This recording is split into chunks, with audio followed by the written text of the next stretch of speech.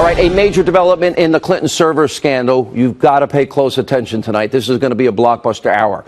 We here at Fox News have obtained the draft of James Comey's exoneration statement that let Hillary Clinton off the hook as it relates to the email server. The document shows that the term grossly negligent was in fact changed to extreme carelessness in two places. Remember, grossly negligent is the legal standard, which would have meant that Clinton broke the law. And here's the other piece of new information. In the part where Comey was talking about foreign actors accessing Clinton's server, the word likely accessed was removed. This is national security.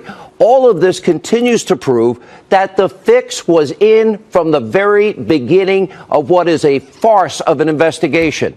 There was the exoneration before the investigation was anywhere near concluded. And here's why. The draft statement is from May 2nd, 2016. Hillary and others, in her case, wasn't interviewed by the FBI until the 4th of July weekend. So how could this Hillary-loving, Trump-hating FBI agent Peter Strzok reach any conclusion about Clinton's server investigation 2 months before they even interviewed her or other key people? The fix was in. Plain and simple, we now have the evidence. And Fox News legal analyst Greg Jarrett says what we just laid out could mean James Comey is guilty of obstruction of justice. That is a crime. That is a felony.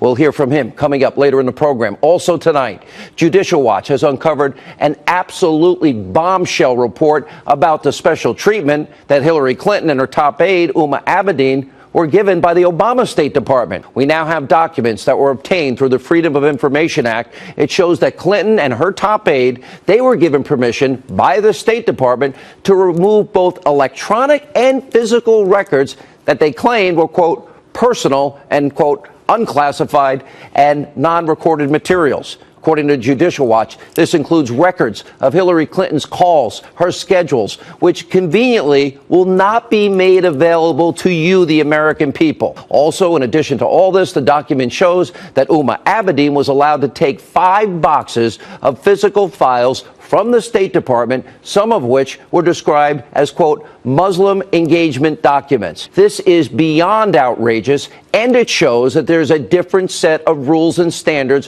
for the Clintons and their allies, a two-tier justice system we have been talking about and warning you about. Make no mistake, this shouldn't be surprising, because it is all part of a pattern when it comes to the Clintons. The fix is in all the time. Fix is in against Bernie. The fix is in here. The fix is in on other issues. Destroying documents, that's now just part of Clinton's standard operating procedure. Now remember, Clinton on her own, 33,000 subpoenaed emails from her personal server. Remember, she deleted them, she acid washed them, she used bleach bit, and guess what? Her raids were smashing mobile devices with hammers, and by the way, they gave the other mobile device to the FBI. It didn't have a SIM card. It was useless. Why? Because Clinton claims they were personal between her and her husband, who doesn't email, and it was about a wedding, a funeral, and yoga and grandkids. Bill Clinton doesn't use email. Here's another wrinkle to this scandal. It's disturbing. It needs to be investigated. According to documents that Judicial Watch received, Clinton's calls, her schedules, were blocked from being made public and were allowed to be removed. Well, that's interesting when you consider this article from the AP in August of 2016. The headline, "Many donors to Clinton Foundation met with her at state." And the article goes on to detail, quote, at least 85 of 154 people from private interests who met or had phone conversations scheduled with Clinton while she led the State Department, they all donated to her family charity or pledged commitments to its international programs. Now, and according to a review of State Department calendars released so far to the AP, combined the 85 donors contributed as much as $156 million. And at least 40 donated more than $100,000 each, and 20 gave more than $1 million. So is that why Clinton and Abedin wanted to remove records of Hillary's calls and schedules? This would have come out in the campaign, and people would have been asking good questions? Now, Judicial Watch President Tom Fitton, he will be here in just a few minutes. Also tonight, breaking, investigative reporter Sarah Carter is out with damning new details on this controversial NSA surveillance program that may have been used to collect information on Americans without a warrant. Do these people not hear of a U.S. Constitution against unreasonable search and seizure? That would be number 4. Sarah Carter reporting that numerous former intelligence law enforcement officials are now blowing the whistle on this potentially dangerous conduct in the way your government is conducting surveillance. And this is getting scary. According to the report, well, the officials, they were concerned over a practice that is known as reverse targeting, which, quote, occurs when intelligence and law enforcement officials use a foreign person as a legal pretense for their intended target, an American citizen. In other words, without a warrant. In other words, illegal. In other words, no Constitution, no Fourth Amendment. Now, Sarah Carter will also join us in a moment to explain how this practice may have been used as a political weapon. How often have you heard me talk about weaponizing our intelligence community, weaponizing the system of justice we have in this country, dual system of justice? Now, also tonight, we have breaking information about how the anti-Trump, pro-Clinton text messages from that FBI agent, Peter Strzok, and his FBI lawyer girlfriend, Lisa Page, were discovered. DOJ Inspector General Michael Horowitz is now revealing that his office requested those text messages from government-issued cell phones of several FBI employees that handled the Clinton email case. In this particular case, there were more than 10,000 of them. Text messages between Strzok and his girlfriend Page. Well, as of now, 375, that's it. Fox News was able to obtain. Just those show a severe anti-Trump, pro-Hillary Clinton bias. Now, these text messages include calling Trump a loathsome human being, an idiot. Strzok and Page also disparaging and mocking Trump supporters. And that's just the start of it. Now, here's what is raising all kinds of red flags, and it should. In August of 2016, Strzok texted, "I want to believe the path you threw out for consideration in Andy's office, that there's no way he gets elected, but I'm afraid we can't take that risk." It's like an insurance policy in the unlikely event you die before you're 40.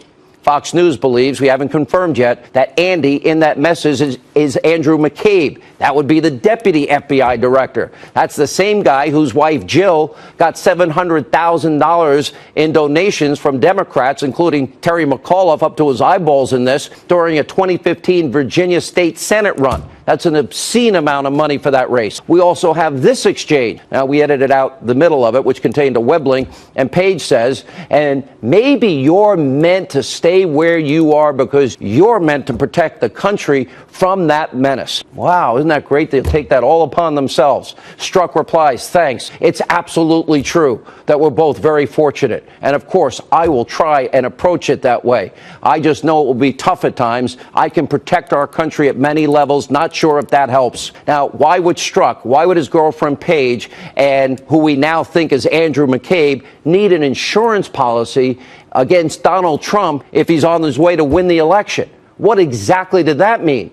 Now, Judicial Watch just announced that it has filed a lawsuit to gain access to all the FBI records about the removal of Strzok from the Mueller investigation. Here's what the deal is. You, the American people, you deserve answers. There's a lot at stake here. This all reeks of this deep state we've been telling you about and their effort to undermine a candidate that then became president. And the Wall Street Journal is reporting that this apparent meeting between Strzok, Page, and McCabe happened during the same time the FBI started its counterintelligence investigation into, quote, possible Trump-Russia ties. And as we've been telling you, this FBI agent, Peter Strzok, is tied to everything. And his FBI lawyer girlfriend also served on Robert Mueller's team. Here's what we know about Strzok. Before being demoted from Mueller's investigation, he was a top counterintelligence official. He was the guy that actually signed the document that kicked off the Russian investigation. Strzok's team also oversaw the handling of the anti-Trump dossier, the Russian propaganda, when it was given to the FBI.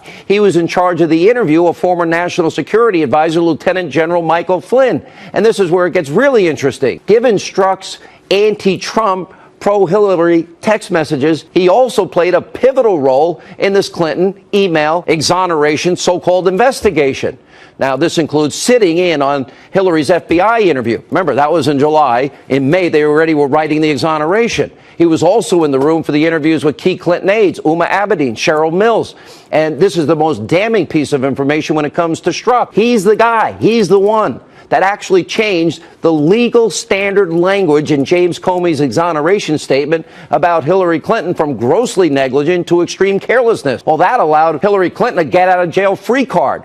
That allowed the fix to be in from the get-go, even though we know she broke the law. What in God's name is Robert Mueller thinking to have ever put together this abusively biased, this corrupt FBI agent and so many other people that have agendas on his so-called investigative team? Mueller claims to have, impeccable integrity, a sterling reputation. Why would anybody allow that to happen? And then again, that all seems to make sense when you consider all the Democratic donors that Mueller has handpicked to be part of the investigation. Now, these investigators have given over $50 grand in cash to Democrats, including Barack Obama and, you guessed it, Hillary Clinton. Just one donated to a Republican, and none of them gave any money to the Trump campaign. This entire investigation is corrupt to its core. It has now become a witch hunt, and it's now the time where Jeff Sessions needs to do his job. It's time for you, the American people, to understand this. According to a new poll, 54% say Robert Mueller has a conflict of interest because of his friendship, he's BFF with James Comey. And as we've been telling you, these two are best friends. And as Fox News legal analyst Greg Jarrett has pointed out on many an occasion, their relationship could also actually be a violation of the law. Calling Attorney General Sessions, where are you? Step up and do your job.